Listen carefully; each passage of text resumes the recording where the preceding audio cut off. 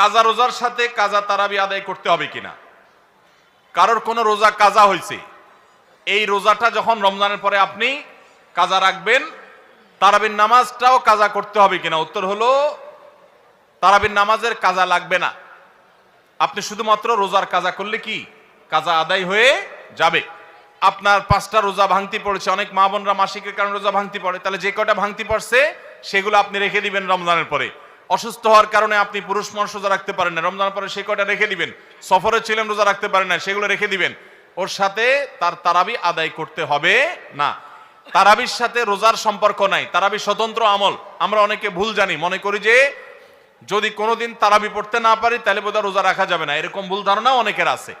রোজার সাথে তারাবির কোনো সম্পর্ক নাই। এমনকি একজন মানুষ রোজা রাখতে পারছে না কিন্তু তারাবি পড়ার সুযোগ আছে, তিনি অবশ্যই তারাবি পড়ার চেষ্টা করবেন, কারণ দুইটাই স্বতন্ত্র ইবাদত।